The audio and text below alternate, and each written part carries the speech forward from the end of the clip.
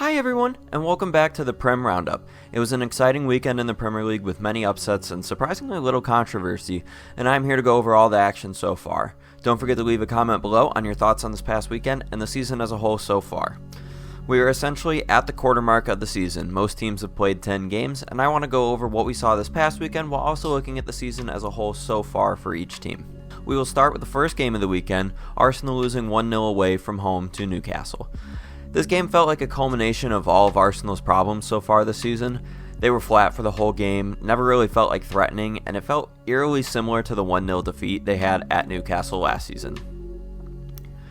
The impacts of not having Ricardo Calafiori and Martin Odegaard were really felt in this game. For Arsenal, they've had a third of their games this season end with 10 men, and to still only be 7 points off top with a lot of season left, to me, there's little concern as they're getting a lot of these players back in the coming weeks. However, with big games against Chelsea, Nottingham Forest, Manchester United over the next month, their form needs to pick up quickly to stay in the title race. Newcastle were brilliant on Saturday. They bossed the midfield and were very solid at the back, and Alexander Isak is back and is firing, especially at home.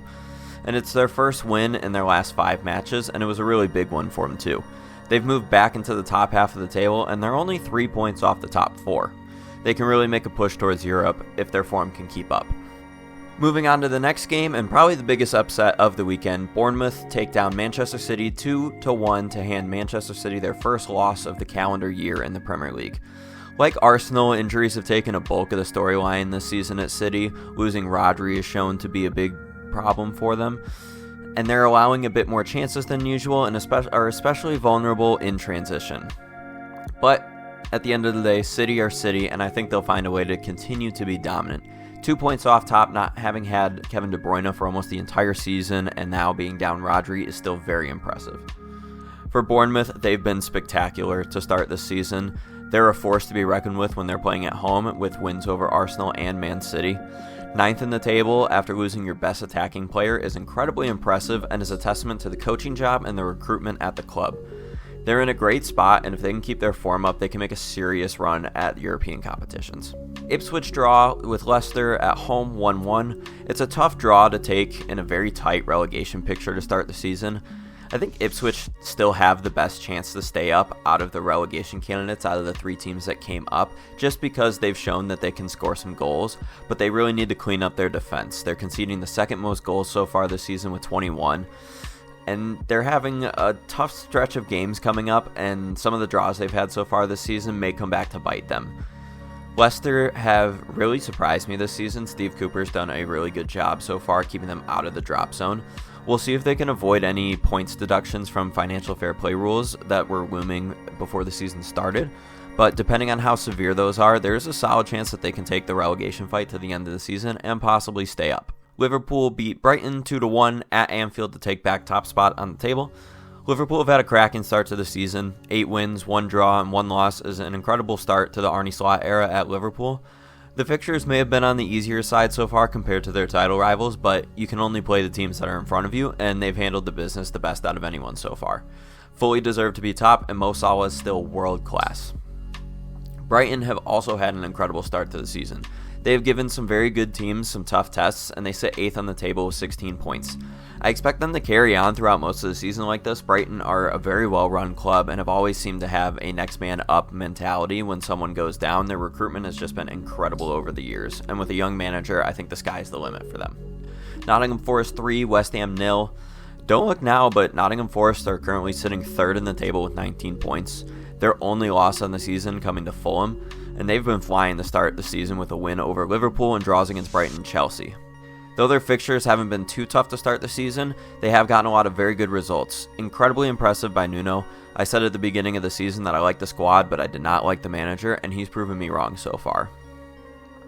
Almost the complete opposite here for West Ham. They look like a mess. They have zero consistency. You come off a big win against Manchester United last weekend just to come and then lay an egg against Nottingham Forest. 0.16 XG created is just not good enough for any team within the Premier League. They've got zero consistency. They have been so up and down. It's really hard to tell even where they're at. They're 14th in the league right now, and that's not really where this squad should be. They have the talent to be a much better team. I don't worry about them dropping into the relegation fight. I think they have too much talent for that, but their form and defensive consistency is concerning moving forward. And I don't think they'll be able to push for those European spots like I thought they would at the beginning of the season. Southampton 1, Everton 0. Southampton finally get their first win of the season and keep their first clean sheet of the season as well, and that's huge. I don't think the team is still good enough to stay up. I think they concede too many goals and chances, and they're not nearly scoring enough themselves, having only scored 7 goals so far this season. It's going to be a tough ask for them to try and stay up, and with the teams that are in and around the relegation battle right now, they just seem like the odd man out to me. Everton, on the other hand, just really confused me. They picked up 9 points in their last 5 games before this match, and then they lose what should have been one of the easier fixtures in that list of 6 games there. Any game away from home can be tough, but this Everton squad's better than the Southampton team, and they should be winning that game. And it really doesn't get any easier for them coming up. They've got 4 straight games against teams, the Big Six, in December. So going to be a tough stretch for Everton. They're going to have to pick up some points in places where probably you aren't expecting them to pick up points, especially considering they've dropped a lot of points in places where they should have picked up points to start the season so far. Wolves 2, Crystal Palace 2. Wolves just can't seem to buy a win right now. 3 draws, 7 losses is not really where I would have imagined Wolves to find themselves 10 games into the season, but it's where we're at. I think they will get it figured out. The defense has just been so leaky. 27 goals conceded is 6 more than second worst, and once they can sort that out, the wins will start to come. They have winnable games in their next 7 fixtures and could start to climb the table if their form picks up. I don't think the attack is really a concern. I think it is more on the defense. Crystal Palace have had some really positive results recently. First, the win over Spurs last week, and then the comeback, and to get a point against Wolves is good. They need to get the attack going, though. Only 8 goals in 10 games is not enough given the quality that they have going forward with Mateta, with Eze, and Eddie Nketiah. Once they get that clicking, I think they can be a very dangerous team, especially because they are pretty solid defensively. They've only conceded 13 goals so far this season, and they haven't conceded more than 2 in any game. Tottenham Hotspur 4, Aston Villa 1. A game that really felt like it wasn't going to go Tottenham's way in the first half, ended up going Tottenham's way in the second half. I will say I think Bentancur was a bit lucky to still be on the pitch in the second half. I thought he should have been booked in the first half for a real reckless challenge. And then there were some challenges early on in that second half where I could have seen a second yellow card given. But he wasn't sent off, and this is the biggest win for Tottenham in a really long time. They've lost to almost every top half team that they've played this calendar year in the Premier League, but this was a big one for them to keep them close to the top 4, to keep them in contention for those European spots. With Heung-min Son back and firing, this Tottenham team can really make some noise coming forward, but for the love of God, please hire a set-piece coach. They're so bad at defending set pieces. I think they said on the broadcast it's 20 goals conceded from set pieces since Ange took over. That's just not good enough. I know Ange is stuck in his ways a lot, but this is one that he really needs to figure out. For Villa, it just felt like an off day for them. You know, they got the goal in the first half, and then they just came out really flat in the second half and didn't offer really anything going forward. And they were honestly completely dominated by Tottenham. They've had a real interesting start to the season. I think their consistency is just not where it was last season, especially against some of the weaker teams that they should be beating. They had draws against Ipswich, Manchester United, and Bournemouth, and I think those are games that they should be winning, especially the United and the Bournemouth game. Those were games at home. Ollie Watkins has 5 goals so far in the season, but it just doesn't seem like it's clicking right. I think the Champions League's having a real big effect on them because they've been brilliant so far in the Champions League, and it seems like they're sort of putting their energy more into that than into the Premier League. Manchester United won, Chelsea won, in a fixture that always seems to play to a draw. We played out another draw. Manchester United currently sit 13th with 12 points through 10 games. It's simply not good enough. Obviously, it's hard to judge this team right now as we await Ruben Amorim taking over just before the Ipswich game. We'll see what he's able to get out of this group of players, but I think there needs to be a massive clean out at this club for them to get back to where they expect to be. Chelsea have been great to start the season. Their only losses are to Liverpool and Manchester City, and with where their squad is and where the team is, I wouldn't expect them to win those games.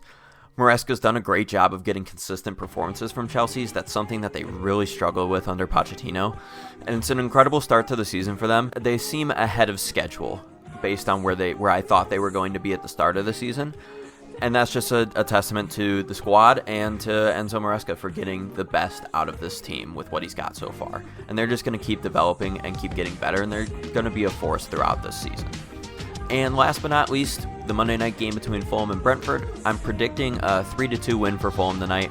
Fulham have had a great start to the season, stumbling a bit recently against some good teams, but they picked up some good points so far and currently sit 12th. But at the end of the night could sit as high as 9th. A remarkable job by Marco Silva, especially after losing Paulinho in the summer. Brentford have also had a really good start to the season, 13 points and are in 11th place. They've been able to keep the goals flowing even with the loss of Ivan Toney and are a tough out, especially when they're playing at home. They've sort of brought back that fortress mentality that they had that first season they were up. Thomas Frank's been doing a great job sticking with this group of players, especially after last season, which was an incredibly rough season for them where they were almost relegation candidates. And with that, that concludes this weekend's Prem Roundup and our sort of quarter season review. Let me know what your thoughts are down below, and don't forget to subscribe to get a roundup of every weekend of Premier League action. Until next time, have a good one, everybody.